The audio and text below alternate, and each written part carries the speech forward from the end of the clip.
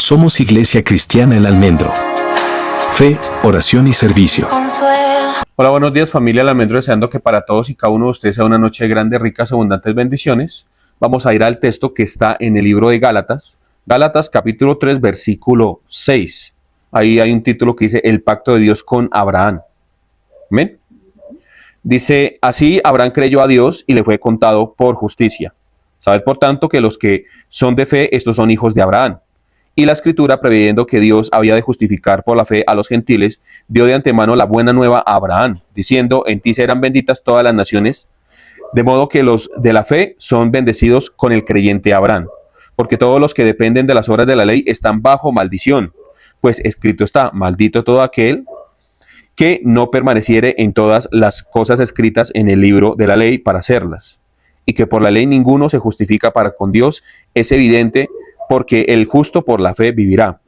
Y la ley no es de fe, sino que dice, el que hiciere estas cosas vivirá por ellas. Cristo nos redimió de la maldición de la ley, hecho por nosotros maldición, porque está escrito, maldito todo aquel que es colgado en un madero, para que en Cristo Jesús la bendición de Abraham alcanzase a los gentiles, a fin de que por la fe recibiéramos la promesa del Espíritu.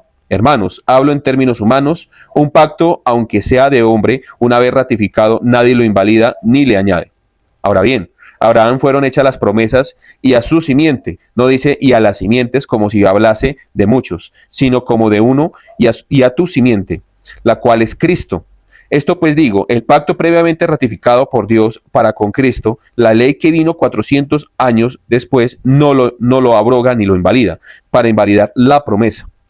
Porque si la herencia es por la ley, ya no es por la promesa, pero Dios la concedió a Abraham mediante la promesa. Amén. Bueno, entonces vamos a empezar este tema haciéndonos un planteamiento o una pregunta. Por ejemplo, ¿cómo vivir la vida cristiana? Es algo que las personas difícilmente se responden, ¿no? ¿Por qué? Porque usted está en una vida o en un mundo o en varias circunstancias en donde a veces las cosas no salen como usted las prevé, ¿no? O digamos que usted empieza su peregrinar cristiano y usted quiere que las cosas pues salgan bien, ¿no? O sea, usted desea y anhela que las cosas en su vida cristiana pues sean fáciles y que usted pueda tener una comunión con Dios, que usted no tenga tropiezos, que usted no tenga pecado ni tentación. O sea, son muchas cosas al mismo tiempo que usted anhela y pues ese término que a veces le dicen a uno que vaya a hacerle morcillas al diablo, uno vaya a la iglesia, pues es un término que a uno a veces dice, no, pues yo para qué voy a tener una doble vida en el cristianismo y también pues por otro lado estar en el mundo, ¿no? Entonces las personas tienen una seria confusión acerca de lo que Dios pide, porque es que una cosa es que a usted le digan qué es lo que Dios pide y otra cosa es que usted reciba la ordenanza de parte de Dios. O sea, no es lo mismo que su papá le dé una orden a usted directamente a que un vecino le diga qué fue lo que mandó decir su papá. Puede ser que el vecino le dé a usted la información correctamente, pero puede ser definitivamente que la información que le ingrese a usted sea una información filtrada por su vecino, porque de pronto usted le cayó mal al vecino y el vecino cree que su papá debería tener en usted una mano más rígida y más firme.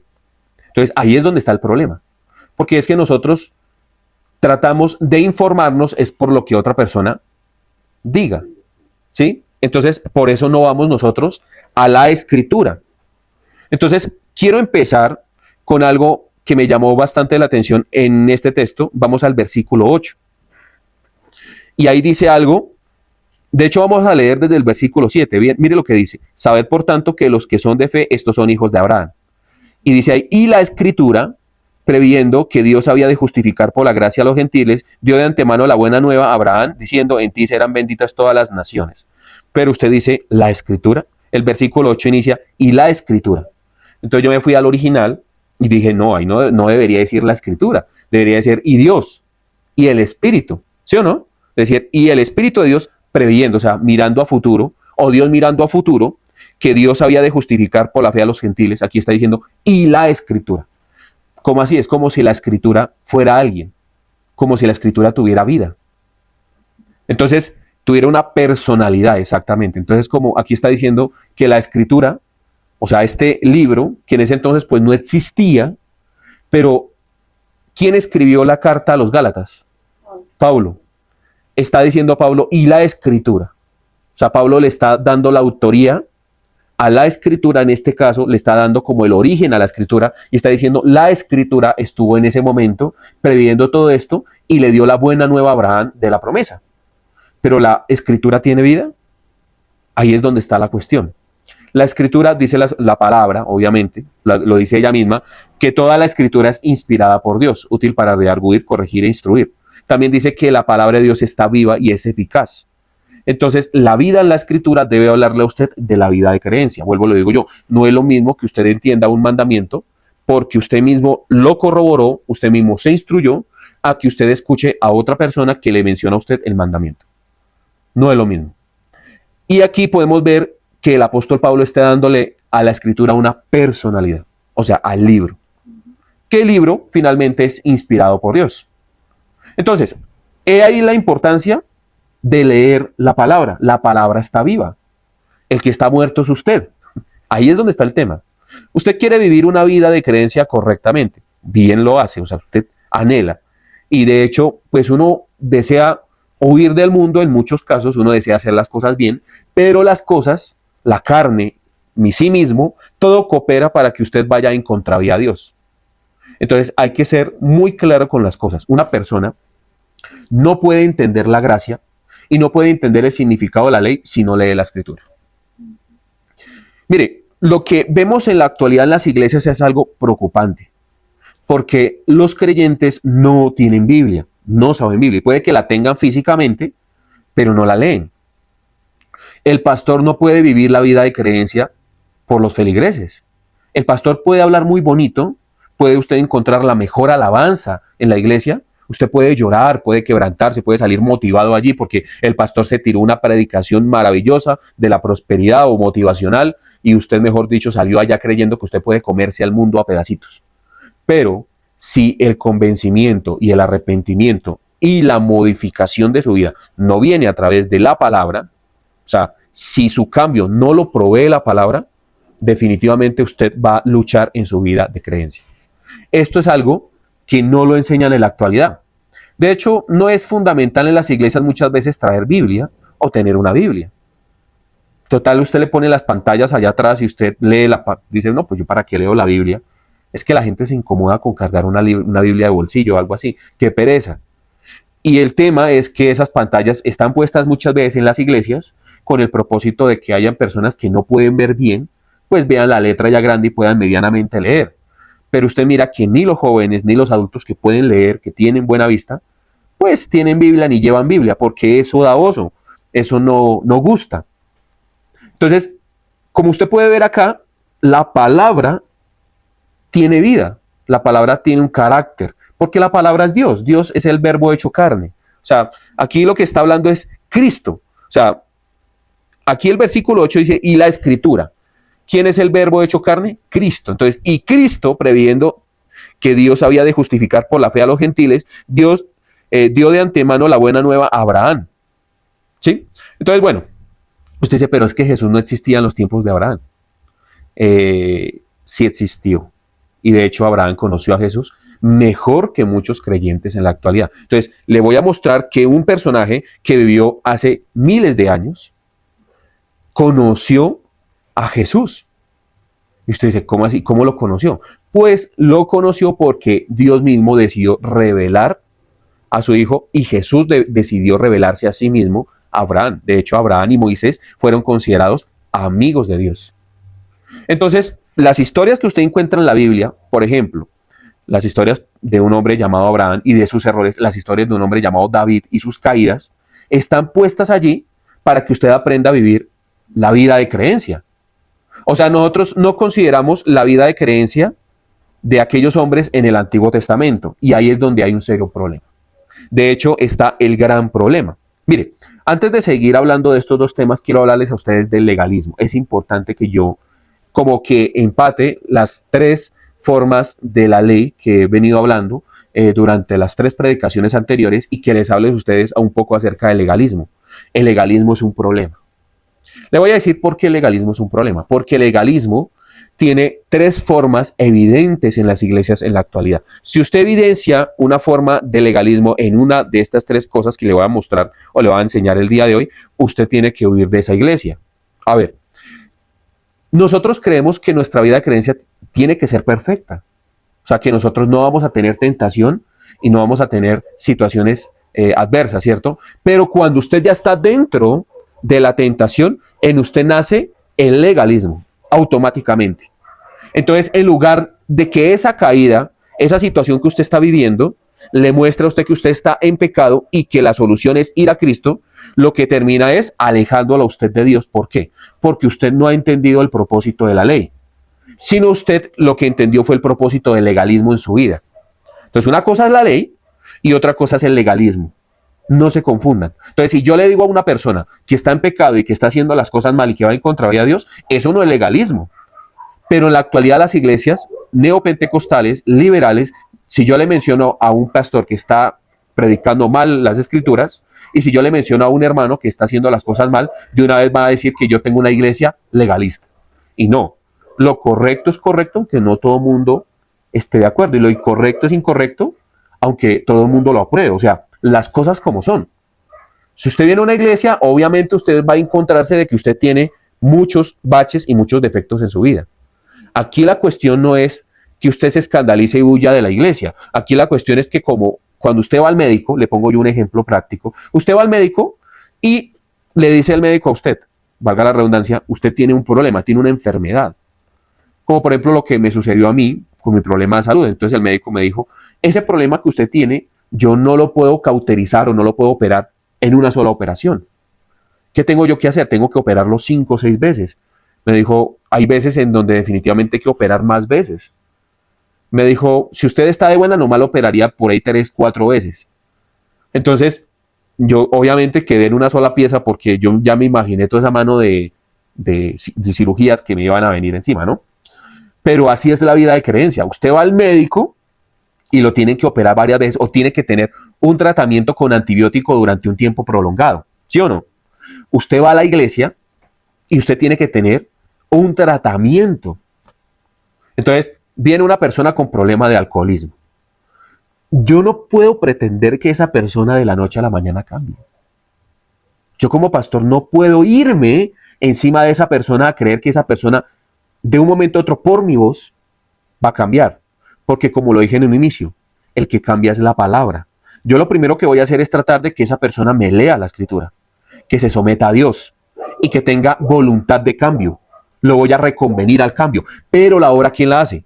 Dios. ¿Pero la hace de una vez? No. ¿Tiene que a veces proveer Dios dolor en esa persona para que la persona entienda? Sí. Entonces posiblemente pierda su familia, posiblemente pierda su empleo, posiblemente pierda amigos, posiblemente quebrante el corazón de muchas personas, pero eso sucede porque usted está en contra del mandamiento. Y esto no es legalismo, esto es lo evidente, lo que pasa. O sea, si usted está haciéndole infiel a su esposa, pues usted ¿qué va a esperar? Pues el Señor dice, bueno, usted tiene un corazón infiel, en ese corazón vamos a trabajar. Deje a esa mujer, deje a esa otra mujer. A usted no quiere, tranquilo, no se preocupe. Con usted yo voy a tratar. Eso es lo que le dice Dios a uno. Uno cree que Dios está ahí, mejor dicho, con un palo y que lo va a agarrar a uno a rejo. No. Dios dice, lo voy a corregir. Pero ¿cuál puede ser la corrección de Dios? Muchas veces, ¿qué hace solo? Perder el hogar. Muchas veces, definitivamente, ser una persona que fracase en muchas áreas porque el Señor lo está fracasando. Y es que el fracaso Dios lo utiliza para darle a entender a usted de que usted es una persona que necesita de Él. Entonces, si usted tiene tentaciones, si usted tiene pecados allí ocultos, déjeme decirle que usted es un candidato perfecto para que usted vaya y corra a los brazos de su Padre. No para que huya de los brazos de su Padre, porque usted necesita el tratamiento. Pero hay personas que se automedican. Entonces, saben que necesitan un tratamiento, pero un vecino le dijo que había un tratamiento naturista. O que de pronto si se tomaba unas pastillas, eso le iba a solucionar el problema. Yo creía eso. Y lo que sucedió fue que yo empecé a tratarme con antibiótico y lo que hice fue empeorar el problema. Casi me muero. La primera operación me dio una infección terrible que ni siquiera el antibiótico ya me servían y me hacía algo en contra de la infección. Duré más o menos un mes en el hospital, en una cama de niño, porque no había más camas, apretado y definitivamente con unos dolores terribles porque el antibiótico ya no me hacía. He ahí el problema de automedicarse y el problema de creer que uno es muy inteligente, de que uno puede solucionar esas problemáticas. La escritura dice claramente que venid en pos de mí, todo aquel que esté cargado y cansado, que yo le haré descansar. Pero hay que ir en pos de él. O sea, si usted va al médico, usted va a descansar porque le van a aplicar antibiótico y no solamente eso, sino también le van a aplicar algo para dormirle el dolor. ¿Sí o no? Si usted va a Cristo, Cristo le va a ayudar con esa tentación. Pero ay, yo no voy a la iglesia porque me siento que soy un pecador inmundo y que el Señor, mejor dicho, me va a tomar medidas en contra de mí si yo le hago morcillas al diablo y si, mejor dicho, tengo una doble vida. No, preocúpese si usted se aleja de Dios. Ahí es donde puede venir una corrección severa. Entonces, la solución no es alejarse, la solución es acercarse. Entonces, les voy a mostrar algo que está unos versículos atrás. Esto está en Gálatas capítulo 3 del versículo 1. Y ahí entro en el cuerpo del legalismo. Mire lo que dice acá. Oh Gálatas insensatos, ¿quién os fascinó para no obedecer a la verdad? A vosotros entre cuyos ojos Jesucristo fue ya presentado claramente entre vosotros como crucificado. Esto solo quiero saber de vosotros. ¿Recibiste el Espíritu por las obras de la ley o por el oír con fe? ¿Qué está diciendo acá? ¿Recibiste el Espíritu por las obras de la ley? O sea, porque usted se portaba muy bien. ¿O porque simplemente usted creyó y escuchó con fe? Es la pregunta que le está haciendo aquí el apóstol Pablo. ¿Tan necios sois? Habiendo comenzado por el Espíritu, ¿ahora vas a acabar con la carne? ¿Tantas cosas habéis padecido en vano? Si es que realmente fue en vano. Aquel pues que os suministra el Espíritu y hace maravillas entre vosotros, ¿lo hace por las obras de la ley o por el oír con fe? La pregunta que aquí debe a nosotros atañernos, a como llamar nuestra atención es, ¿Dios cómo hace la obra en una persona? Y aquí está escrito, Dios cómo hace la obra. ¿Dios hace la obra en usted porque usted es bueno? ¿Porque usted es perfecto? ¿O porque usted escuchó que Él es suficiente y que Él puede transformar su vida? Es la pregunta que usted debería hacerse. El problema está en el legalismo. La primera forma de legalismo que usted encuentra en las iglesias es el moralismo. Una cosa es la ley que el Señor dejó estipulada. Otra cosa es que usted, según su propio filtro, según su propia moral, usted coloque esos mandamientos conforme a lo que usted piensa y usted lo descontextualiza de lo que está escrito en la palabra. O sea, el mandamiento tiene que ser contextualizado a lo que está escrito en la palabra, porque no solamente es una cultura diferente, sino también eran situaciones puntuales y eran situaciones que enseñaban el mandamiento correctamente dentro de un cuadro. Entonces, en el moralismo a usted le enseñan que usted puede tener su propia idea de ese mandamiento. ¿Sí o no? Entonces, un ejemplo claro es creer que, por ejemplo, el honrar a padre y madre. Por ejemplo, les pongo un ejemplo, que el Señor Jesús le dijo a los escribas y fariseos, les dijo, ustedes diezman la menta, ustedes diezman el trigo, ustedes diezman. Pero cuando se trata de ayudar a sus padres, ustedes se hacen los locos, porque dicen, ay, estoy dando el diezmo. Es mejor dar el diezmo que bendecir a sus padres. El Señor dijo, ¿cómo así? Eso es incorrecto. Sigan haciendo eso, pero mire que el mandamiento también lo manda a usted a honrar a padre y madre. Pero según el moralismo en aquellos momentos era más importante darle el diezmo al sumo sacerdote. Entonces el Señor dice, no dejen de hacer eso, pero tienen que tener en cuenta que también el mandamiento está en hacer esto. Sí se puede hacer. Pero según su propia moral, es más importante un mandamiento que otro. Y ustedes colocaron ese mandamiento como algo no tan importante, porque según su moral, no es importante. Es más importante hacer aquel mandamiento que este. Entonces nosotros como que tenemos un escalafón y le ponemos, según nuestra propia moral corrompida, colocamos como un escalafón en las cosas. Entonces, por ejemplo, si nosotros tenemos algún pecado oculto y ya lo venimos practicando seguido, entonces nosotros minimizamos el problema. Como que esto no es tan importante. Entonces, como que esto ya yo ya lo llevo haciendo, como que yo ya soy un pillo ahí metido, y nadie me ve, y según mi propia moral, pues el Señor tiene misericordia de mí, no hay ningún problema. Dios no me va a llamar la atención, no me va a llamar a cuentas. Entonces, por ejemplo, un caso muy parecido y que les puedo yo mencionar también de moralismo es el rey David. Les hago yo a ustedes una pregunta. ¿Cuántas mujeres puede tener un hombre? ¿Cuántas? Según la escritura. O una. Varón y hembra lo escribió Dios. ¿Mm? Según el Islam usted puede tener las que pueda tener, pero según Dios el diseño original es una. Se alejó Caín de Jehová y el hijo de Caín, Lamec, empezó a tomar para sí dos mujeres. Eso está en los primeros capítulos del Génesis. Lamec tomó para sí dos mujeres. O sea, ahí fue donde empezó a haber el desorden. Tiempo después, un hombre llamado David, teniendo todas las concubinas que quería, pudiéndose acostar con la mujer que él deseaba, porque era el rey de Israel, le entregaban muchachas vírgenes. Este hombre no fue a la guerra, se paró, empezó a mirar para donde no debía y miró una muchacha desnuda que se estaba bañando, la deseó en su corazón, mandó a ultimar a Urías Eteo, o sea,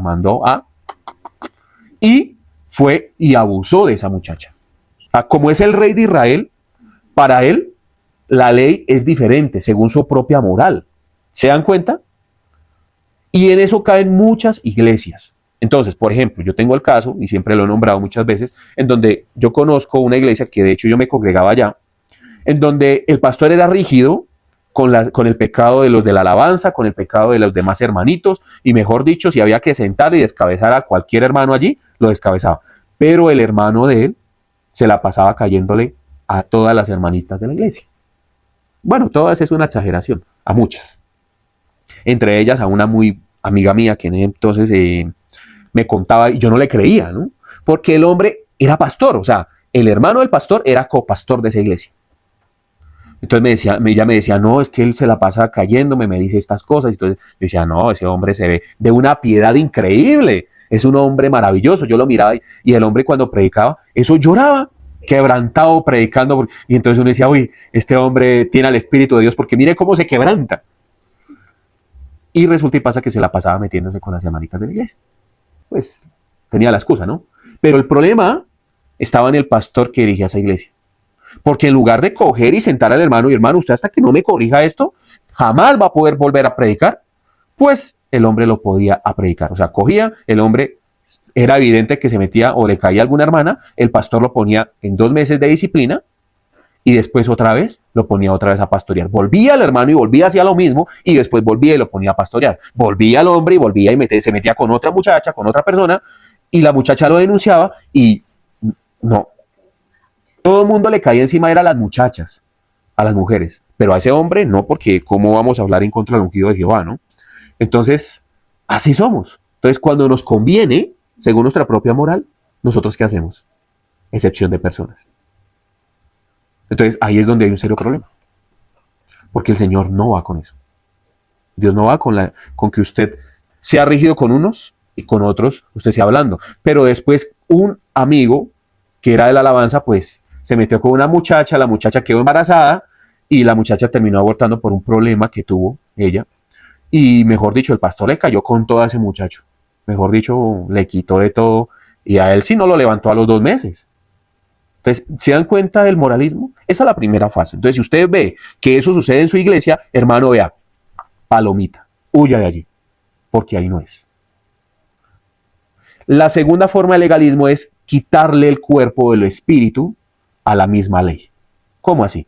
Entonces, yo estaba escuchando al pastor R.C. Sproul y él estaba hablando de un ejemplo que se los quiero poner a continuación. Un hombre va en una avenida y el hombre no toma en consideración ni a la gente ni al gobierno, las normas de tránsito, no le importa nada. Entonces, el límite de velocidad está en 50 kilómetros por hora. Pues el hombre va a esos límites porque él dice, en toda la vida me pertenece a mí. Yo puedo andar por la vía a esa velocidad. Entonces, va a 50 kilómetros por hora y empieza a entrar en una zona peatonal, una zona en donde hay niños. Entonces, ahí dice, transite a 15 kilómetros por hora. Pero el hombre se hace loco y dice, no, yo ando a 50 porque no me importa la ley, no me importa la norma, sino yo voy a 50 kilómetros por hora. Después pasó la zona en donde estaban la parte de los niños y ahora están una parte urbana y ahí dice transite a 35 kilómetros por hora. Entonces el hombre ya se siente menos culpable o digamos, la gente ya lo mira menos culpable porque ya nomás le falta 15 kilómetros para disminuir su culpa, ¿no? Pero él dice, no, pues 35 kilómetros, yo ando a 50 kilómetros por hora porque a mí no me interesa nada.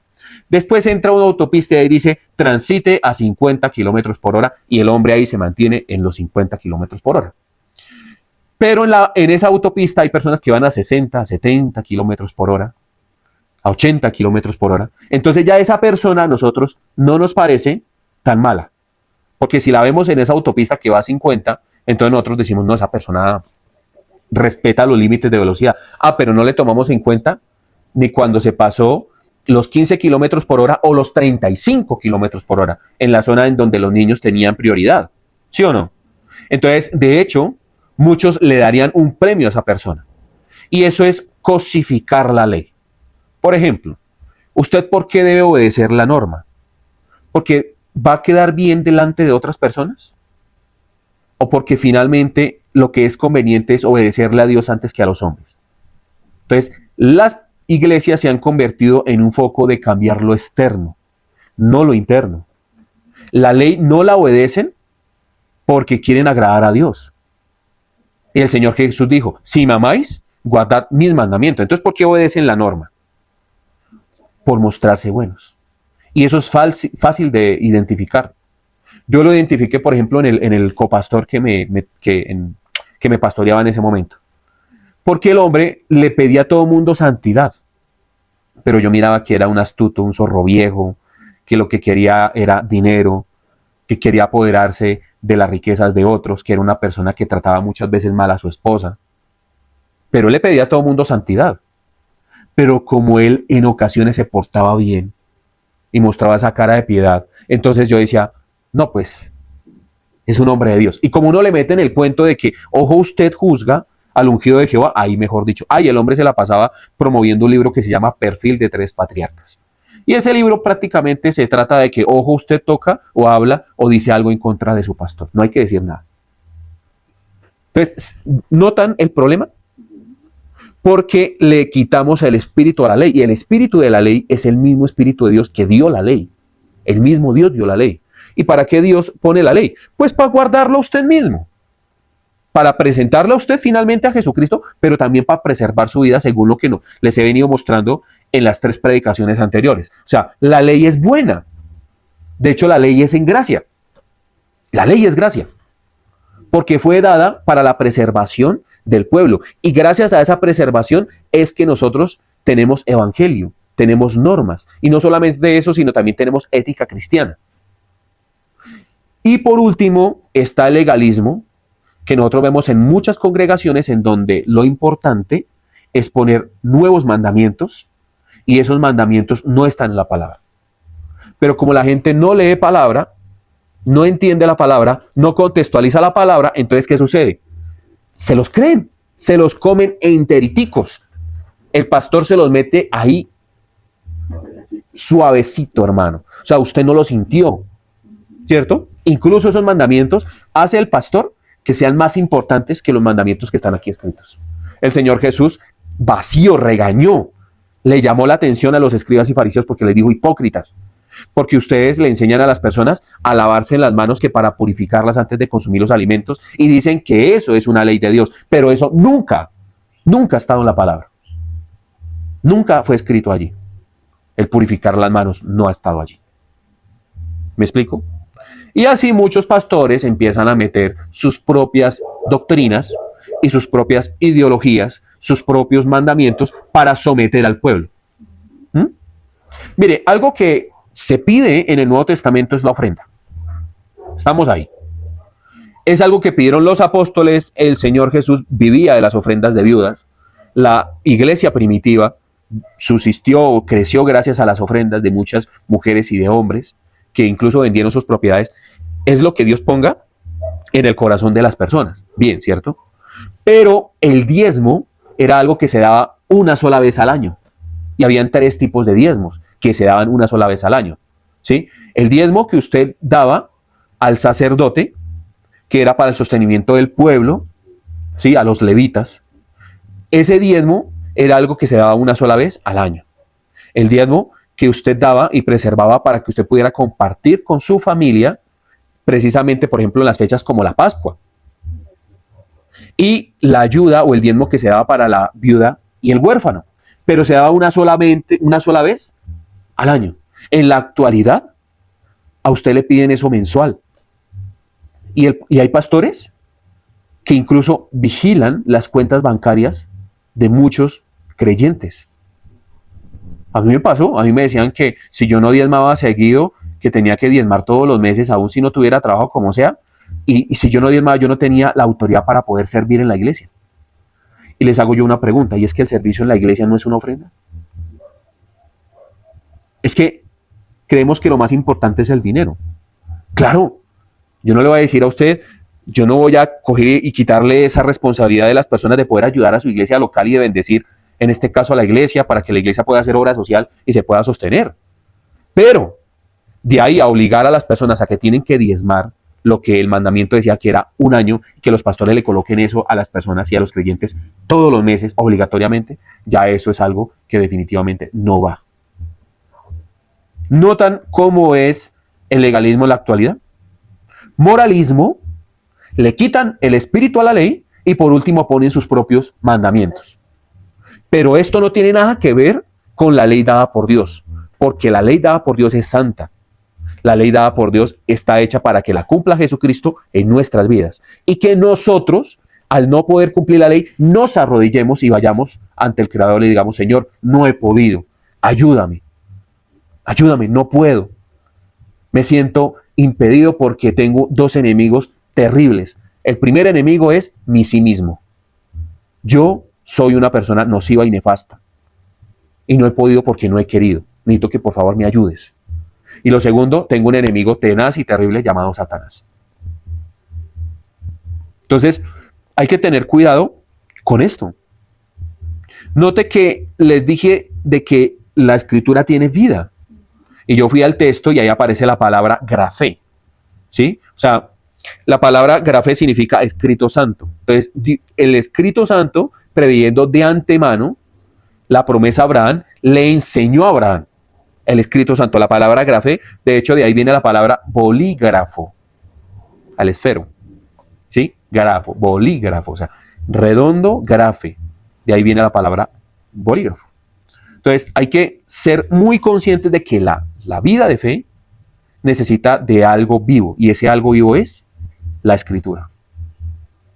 Yo empiezo a hacer la predicación para el domingo desde el día martes, miércoles, a veces desde el mismo día, y como que esa predicación o eso de pensar en la escritura me ayuda a mí a sostener la vida de creencia. He leído la Biblia bastantes veces, me falta muchísimo más. Usted dice, pero yo no entiendo la Biblia cuando la leo. No se preocupe, léala, reléala, vuélvala a leer. Cuando usted menos piense, el mismo Espíritu de Dios empieza a usted mostrarle, juntamente con la predicación del pastor, que es importante que la predicación sea expositiva. ¿A qué me refiero yo? De que la predicación que a usted le debería preocupar en la actualidad, o sea, que es necesaria en la actualidad, es la predicación expositiva. ¿Cómo así, Fabián? No puedo escuchar un mensaje temático, un mensaje que de pronto me metan a mí un cuentico, una anécdota, una historia. Si la anécdota está por encima del contexto bíblico, ahí no es. A usted le tienen que meter dentro del mismo texto y enseñarle. Por ejemplo, vamos a hablar del texto puntualmente acá. Entonces, cuando usted empieza a leer acá, el regaño es para los Gálatas, ¿por qué? Porque inician escuchando la buena nueva de salvación.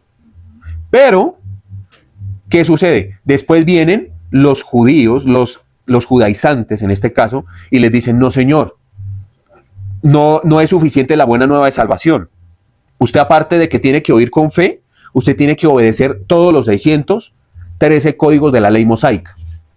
Entonces, ojo, que en esto están las iglesias en la actualidad. Entonces le dicen a usted, sí, la salvación es por gracia, pero usted tiene que ganarse la salvación. O usted puede perder la salvación si usted no cumple con todos los mandamientos. Y hay versículos que ellos utilizan, los descontextualizan y de ahí formaron una doctrina. Esa es las doctrinas neopentecostales, las carismáticas y las legalistas. Ahora usted me dice, Fabián, pero una doctrina neopentecostal de las que hay ahorita, que no le exigen ni leer a las personas, ahí no hay legalismo. Sí hay legalismo y son las que más tienen legalismo. Lo que pasa es que el legalismo de ellos es algo que está allí, que usted no ve, pero que está allí. ¿Cómo? Por ejemplo, con el ejemplo de los diezmos. Entonces, una iglesia neopentecostal le va a decir, si usted no diezma, usted le está robando a Dios. ¿Sí miran? Entonces, las iglesias neopentecostales ponen sus propias normas. Y las iglesias neopentecostales ponen humanismo, y eso es poner moralismo. ¿Notan eso? Son las más legalistas. Pero usted vaya, usted dice, no, pues yo voy los domingos allá a la iglesia, levanto las manos y bueno, salgo de allí. Eso sí, el pastor me dijo que ojo robo yo a Dios. Usted dice, pero yo no le copio a eso. Yo no le creo en eso al pastor.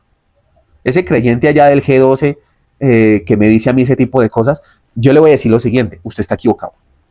Porque llega el momento en donde usted no le va bien económicamente.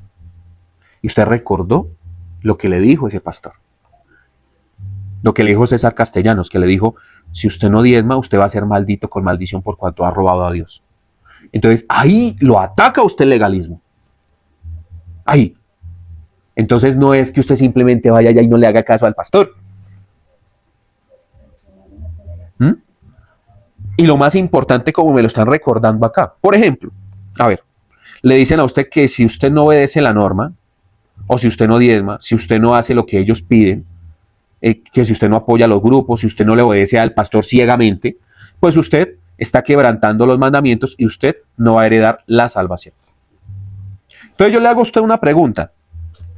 Si usted puede perder la salvación por algo tan insignificante como no es el obedecerle a su pastor, porque en realidad la obediencia a su pastor es algo insignificante, tengo yo que decirlo a ustedes, porque en realidad usted no me deben obedecer a mí.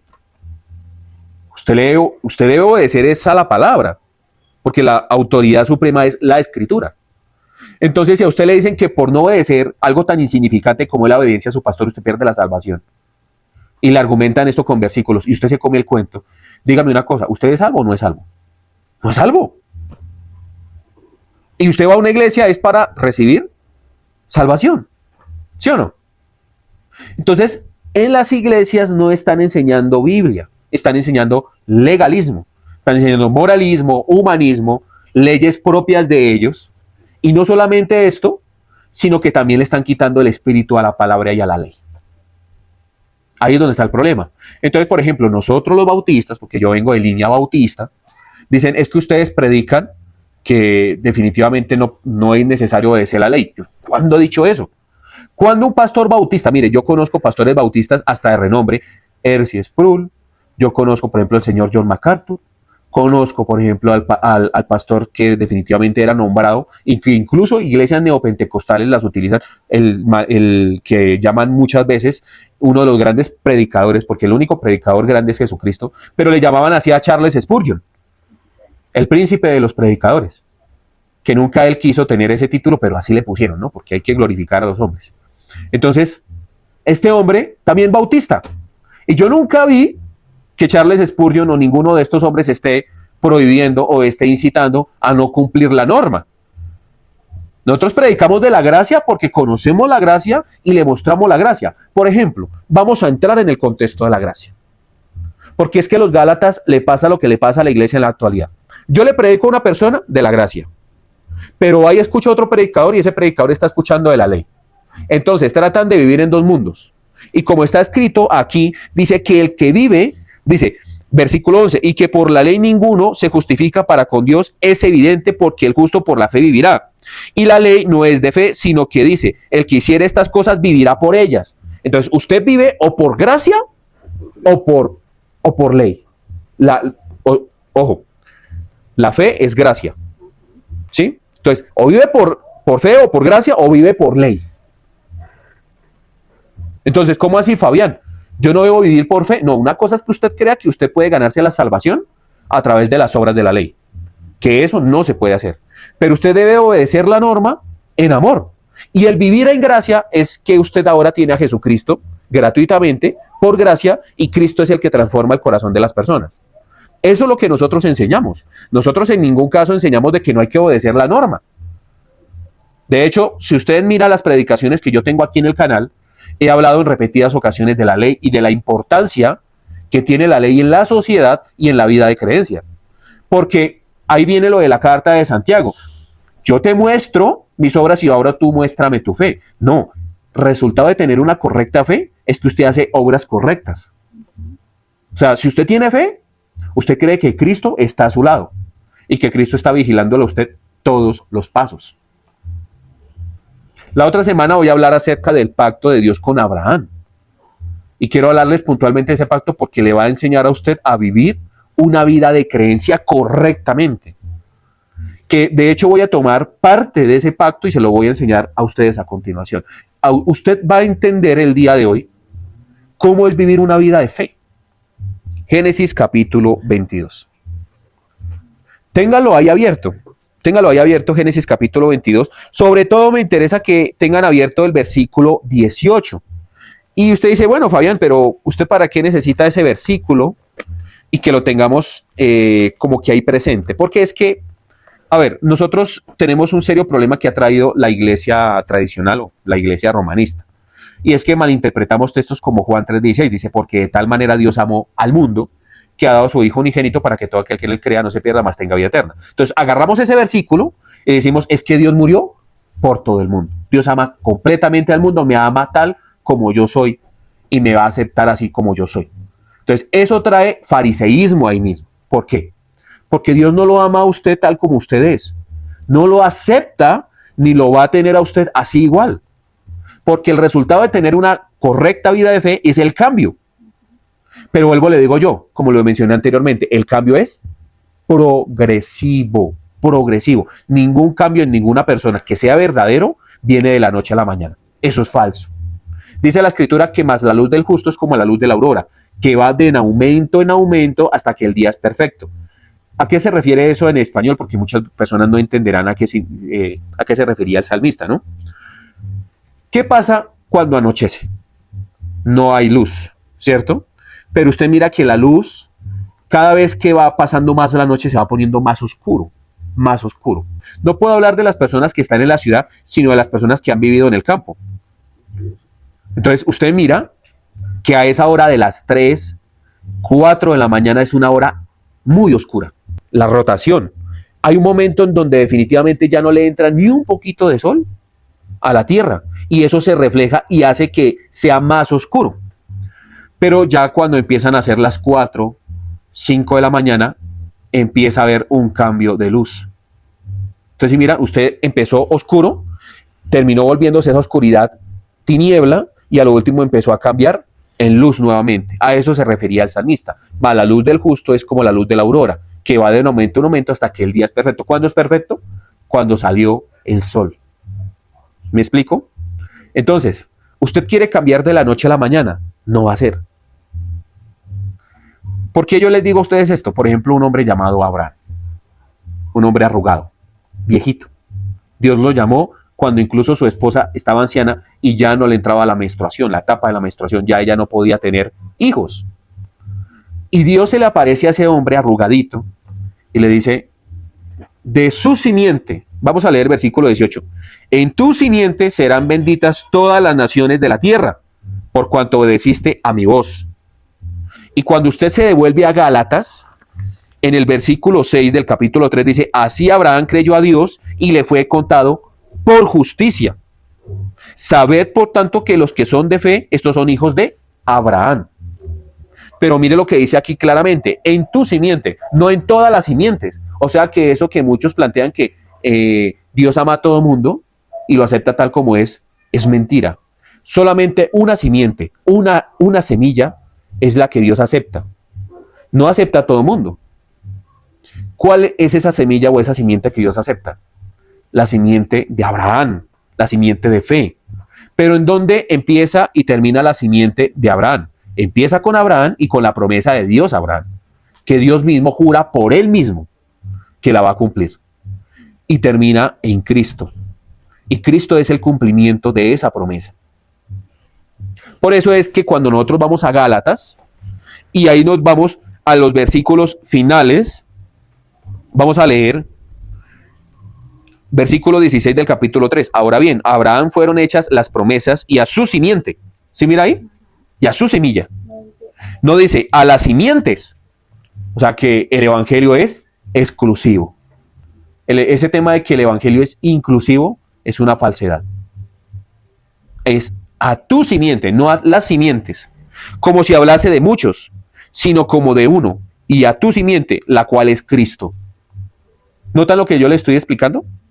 Esto pues digo, el pacto previamente ratificado por Dios para con Cristo, la ley que vino 430 años después, no lo abroga para invalidar la promesa, porque si la herencia es por la ley, ya no es por la promesa, pero Dios la concedió a Abraham mediante la promesa. A ver, ¿qué sucedió? Dios llamó a Abraham 400 años antes de que viniera la ley mosaica. O sea, no había ley. No estaban los 613 códigos. No se empezaron ni siquiera a cocinar ni a hacer. Y la maldad estaba regada por todo lado. Entonces Dios llama a un hombre insignificante, sin fuerzas, un viejito, y le dice, en ti serán benditas todas las naciones de la tierra. Usted dice, uy, eso es maravilloso que se le aparezca a uno Dios y le diga a uno esa gran noticia. Y es que la palabra evangelio viene desde aquel entonces. O sea, no aparece en el Nuevo Testamento, le conocemos como evangelion en griego, pero en el Antiguo Testamento la conocemos como la buena nueva. Entonces, es una buena noticia. ¿Sí? En griego le colocamos evangelion, o evangelio. En el Antiguo Testamento era la buena noticia, la buena nueva. Obviamente con otras palabras, ¿no? En hebreo. Pero la buena noticia, Abraham, es, vea, hermano, yo a usted lo acabo de escoger y usted es mi elegido. Entonces, usted imagínese en un programa de concurso. Te he elegido a ti, amigo. Tú vas a ser el padre de multitudes. De hecho, de ti vendrá mi hijo. Vendrá un Salvador. Entonces, ¡ah! Maravilloso. De mí van a ser, yo un viejito, mi esposa ya no puede tener hijos. ¿Sí? Entonces, claro, es como si usted se hubiera ganado la lotería. Y de hecho, que en aquel entonces tener descendencia era importantísimo. Usted podía tener dinero, pero si no tenía hijos, usted no tenía nada. Por eso es que cuando Dios llama a Abraham a salir de Ur de los Caldeos, Abraham incrédulo se llevó a su sobrino. Dijo, pues si no llego a tener hijos, pues mi sobrino me va a dar hijos a mí. Le voy a adoptar los hijos a mi sobrino. Por eso fue que se llevó y se traspió a Lot. Nota la incredulidad en ese momento. O sea, es que Abraham era una abeja. O sea, Abraham dijo, pues si no, o sea, si salgo de aquí y le hago caso a ese Dios, ¿y qué tal que no me salga nada de lo que él me dijo? Ah, pues de todas maneras voy a salir de este roto y voy a llevarme a mi sobrino. Y si alguien me va a dar hijos, pues es mi sobrino. O sea, que él tenga hijos y yo los adopto. Qué berraquera. ¿Sí, mira la mentalidad de él? Entonces Dios dice, no, Lot después se va para Sodoma, después tiene que ir a rescatarlo. Qué mamera ese chino. ¿Sí? A lo último, pues hasta nombran a Lot, gracias a Abraham, el justo Lot.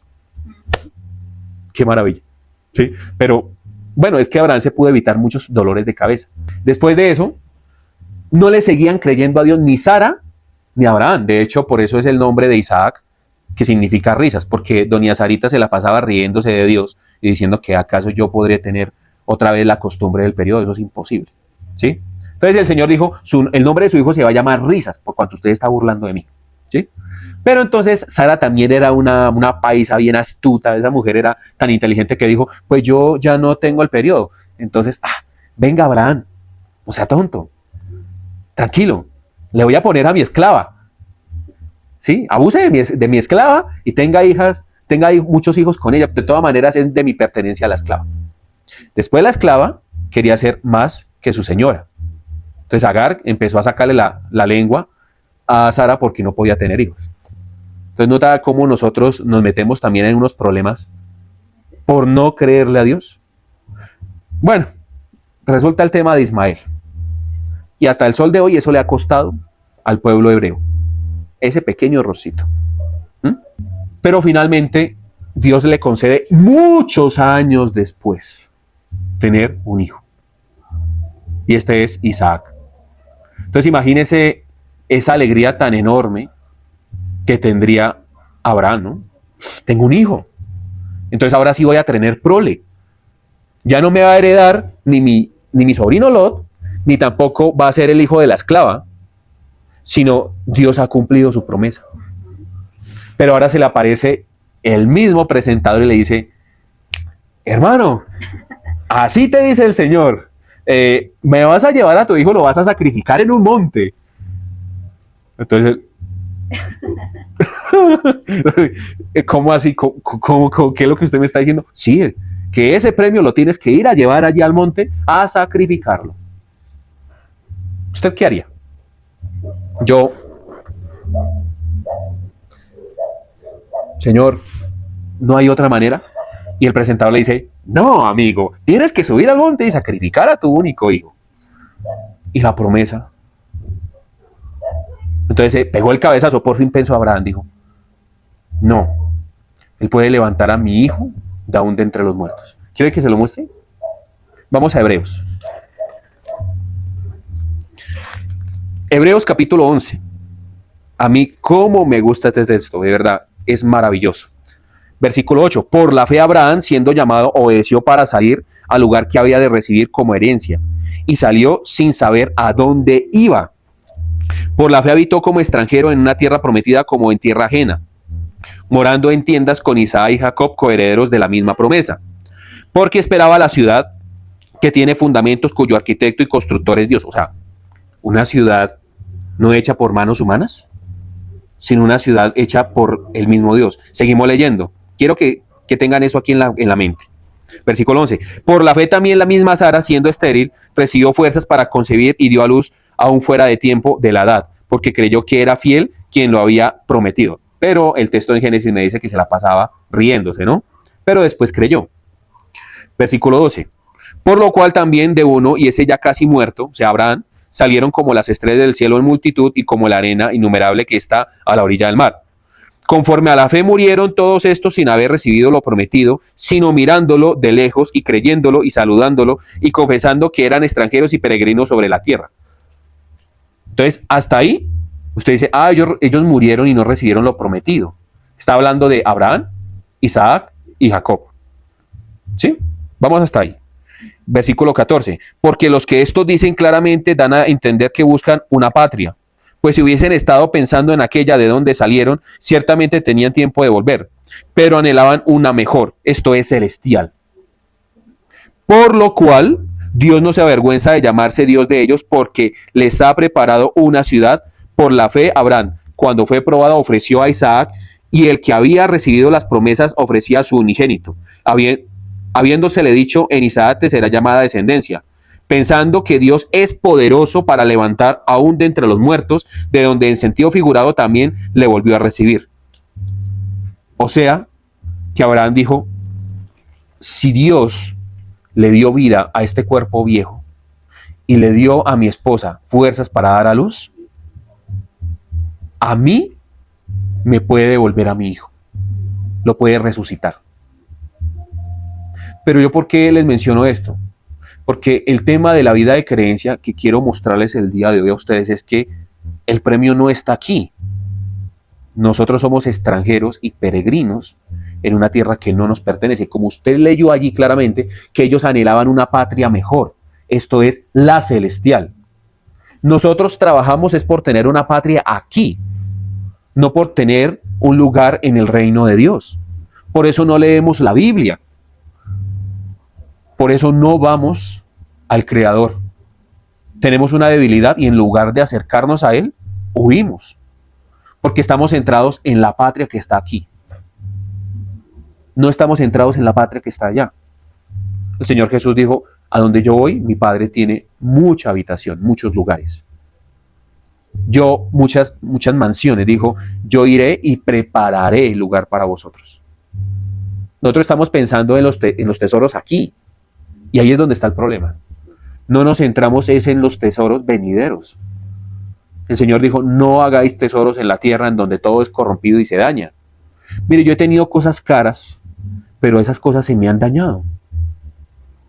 Y en algún momento he tenido cosas muy caras, pero esas cosas dejan de existir o se dañan, se averían. Pero me he matado por pagarlas y conseguirlas. Ahora bien, quiero ser claro con ustedes. No le estoy diciendo a usted que no trabaje. No le estoy diciendo que no se esfuerce, porque encontramos al justo Abraham, que fue un hombre prosperado. Fue un hombre al que Dios bendijo demasiado, ¿sí o no? Pero, ¿por qué Dios bendijo a Abraham? Es la pregunta. Porque la mirada de Abraham no estaba puesta en lo material en la tierra. Estaba puesto en lo celestial. ¿Cómo yo puedo demostrarle a usted esto? Sodoma y Gomorra secuestran a Lot. Abraham se va y libera a Lot. El rey de Sodoma le dice, quédate con los tesoros, devuélveme solamente a los hombres. ¿Qué le dice Abraham? Le dice, no señor, tome el tesoro que le pertenece a usted. Yo no me voy a quedar ni con un céntimo. Con lo único que yo me voy a quedar es con lo que comieron mis guerreros o mis soldados. Con nada más. Como le dijo el apóstol, en este caso le dijo al brujo o al mago que quería comprar el don de Dios, tu dinero perezca contigo. ¿Notan eso? Entonces, una cosa es que usted esté centrado en hacer riquezas y que usted se centre en esas riquezas aquí en la tierra. Y otra cosa es que usted se centre en hacer riquezas en el cielo y Dios multiplicará sus finanzas aquí en la tierra. Esto no es una predicación de la prosperidad, quiero hacer la aclaración. Es que es normativo. Si usted hace riquezas en el reino de Dios, Dios va a multiplicar aquí en la tierra. ¿Cómo le puedo yo demostrar esto con un versículo? El Señor dijo, todo aquel que le dé a uno de estos mis pequeños, así sea un vaso de agua, yo lo multiplicaré en esta vida, y no solamente en esta vida, sino en la otra. ¿Notan eso? Todo aquel que trabaje para el Evangelio, que predique el Evangelio y que verdaderamente quiera obedecer a Dios, que vaya a Dios en intimidad, esto no solamente para el pastor, sino para todo feligrés, la promesa es vivir por fe. Y los que viven por fe reciben la promesa abránica. Y la promesa abránica es contemplar a Cristo. ¿Cuál es la diferencia entre nosotros y Abraham? En que Abraham creyó que vendría el Salvador, porque Dios se lo mostró. ¿Cómo se lo mostró? Pues cuando fui a sacrificar a su hijo y antes de introducir el cuchillo en su hijo, el ángel lo paró y le dijo, detente, por cuanto sé que me temes a mí y no me has negado tu único hijo, yo haré que se cumpla la promesa. Entonces, evitó que el niño muriera y en vez de que el niño muriera, proveyó un carnero y lo atascó en un zarzal, porque la intención que tiene la Biblia en el Antiguo Testamento es mostrar a Cristo. Toda la Biblia fue hecha para mostrar a Jesús. ¿En dónde está Cristo en esta historia? En el carnero, que está atascado en el zarzal. ¿Qué le pusieron al Señor Jesús? En la cabeza, una corona de espinas. ¿En dónde estaba atascado el carnero? En el zarzal. El carnero es sombra y figura de Jesucristo. ¿Quién merecía morir por sus propios pecados? Isaac. Pero Dios dijo, no va a morir este hombre, voy a proveer el sacrificio. Y ahí trajo el carnero. Ahí usted puede ver una cristofanía. Cristo es el que viene en reemplazo de Isaac o de la humanidad. En este caso, Isaac es sombra y figura de la humanidad. El carnero es sombra y figura de Cristo que está atascado en el zarzal. Y Abraham, sombra y figura del Padre, quien ofrece a su único hijo. ¿Cómo puede uno entender el Antiguo Testamento? Tratando de buscar a Jesús, no buscando riquezas, fama, prosperidad, el amor de su vida, porque incluso hay así así como Abraham envió a su siervo a buscar la esposa a Isaac, así el Señor va a enviar al pastor a ubicarme esposa. Y le damos la decisión de algo tan importante al pastor. Pero como está ahí escrito, entonces pues vamos a darle esa decisión al pastor. ¿Notan cómo somos? Hay que buscar a Cristo en el antiguo pacto. Dejar de buscarse a uno mismo. Dejar de buscar, hay que buscar que es uno mismo en realidad en perspectiva con Dios. Pero dejar de creer que uno es el centro de atención. El centro de atención en la Biblia no es usted, es Cristo. Entonces, cuando usted lea la Biblia, busque a Jesús. Empecínese, mejor dicho, usted diga, tengo que hallar a Jesús en la Escritura. Es evidente aquí la cristofanía. Amén. Y es más, dice ahí, porque era fiel quien había prometido. Y Abraham dijo, porque es fiel el que ha prometido y es capaz de levantarlo aún de entre los muertos. El Padre levantó a Jesús de entre los muertos. Es una de las cristofanías más evidentes en el Antiguo Pacto. Porque ¿eso qué tiene que ver con la vida de creencia? Sencillo. Se lo pongo en el siguiente término y los invito a que ustedes vean la prédica la otra semana que voy a ampliar más el tema. Mira, hermano, Abraham recibió ese gran premio, pero de ahí, desde el día en que se ofreció el premio hasta que llegara el cumplimiento del premio, pasaron muchos años. Lo que Dios promete no es instantáneo. Dios no bendice a borbollones de un momento a otro. Eso lo hace el diablo. Noten Mateo capítulo 4 que le dijo, si usted se postra y me adora, yo a usted le voy a dar todo lo que usted me pida, todas las naciones. Dios bendice, pero antes de bendecir trabaja en el corazón de la persona. Porque por lo menos si usted le está pidiendo a Dios un Ferrari, por lo menos le va a enseñar primero a manejar, ¿no cree? Y eso siendo exagerado, un Ferrari. Si usted le pide un Renault 4, el Señor primero le va a enseñar a manejar, porque si no usted se destutana en el carro, ¿sí o no? Entonces, ¿qué tiene que ver puntualmente con la vida, esto con la vida de creencia? Es que nada es inmediato. Que la palabra que tiene vida es la que tiene que cambiarlo usted paulatinamente. Que no se tiene que desesperar. Que obviamente se tiene que desesperar es por la presencia de Dios, por leer la palabra. ¿A qué horas voy a llegar? Venga, tengo que leerla, tengo que hacer algo, tengo que escuchar al pastor, tengo que escuchar buenas prédicas, tengo que leer la palabra y comparar lo que está diciendo el pastor para ver si es verdad. Esa debe ser su desesperación, por ir a la iglesia para conocer salvación, para tener fidelidad acerca de los conceptos claros de la salvación, que usted la tenga clara. En eso se tiene que desesperar, pero se desesperan las personas porque no tienen el cambio que desean así. Y muchas veces, que es lo peor, no van ni siquiera por cambiar su cochina manera de vivir, sino van es porque Dios les cambia el bolsillo. Entonces, ay no, yo voy a la iglesia para que Dios me prospere. Dios dice. La semana pasada di un ejemplo de un hombre llamado Salomón. Y este hombre no le pidió a Dios riquezas. El hombre más sabio de la tierra, en lugar de pedir riquezas, dijo, Señor, mire que yo no sé ni cómo entrar ni cómo salir. No sé hacer nada, soy muy joven, soy inexperto. Te pido sabiduría y discernimiento entre lo bueno y lo malo para guiar a tu pueblo. El Señor se agradó en esa oración. Dijo, por cuanto no me has pedido riquezas, sino sabiduría para guiarse a usted mismo y al pueblo, hermano, no solamente voy a añadir sabiduría, sino le voy a dar a usted como añadidura las riquezas. Las riquezas son una añadidura, no es lo importante en el Evangelio. Pero la gente, en lugar de ir por la salvación, que es lo más importante, por la sabiduría de Dios, es por lo material, porque están centrados en las riquezas terrenales. Entonces, los invito a que la otra semana sigan viendo este estudio. Yo sé que de pronto en muchos de ustedes habrán preguntas, por favor déjelo allí en el cajón de comentarios. Les invito a que se vean la serie. Mire que es importante que usted conozca la importancia de la ley, ¿sí? Y hablé de los 3 aspectos fundamentales de cómo usted debe ver la ley. Pero si usted no me ve las predicaciones, usted pues en realidad va a estar descontextualizado de lo que nosotros estamos explicando, porque voy en una secuencia. ¿Amén?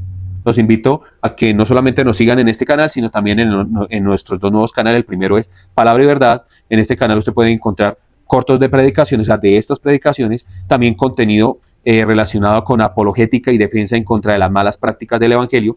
Y en nuestro tercer canal, el canal de Palabra y Verdad, Fabián Mejía Oficial, de hecho aparece como Fabián Mejía Oficial, ahí usted puede encontrar defensa en contra de la mala praxis y de muchos charlatanes que están tratando de apoderar y de acreditarse en el Evangelio. Vayan allí, suscríbanse, activen la campanita. Si usted sabe que hay alguna persona que anda en ignorancia bíblica, compártale este mensaje para que el algoritmo de YouTube nos siga promocionando. Somos Iglesia Cristiana El Almendro, Fe, Oración y Servicio. Bendiciones, shalom. Te invitamos a que nos visites en nuestras redes sociales, comentes, compartas y dale me gusta. Nos encuentras en Facebook como Iglesia Cristiana El Almendro, Instagram El Almendro Iglesia, YouTube Iglesia Cristiana El Almendro y TikTok Iglesia El Almendro.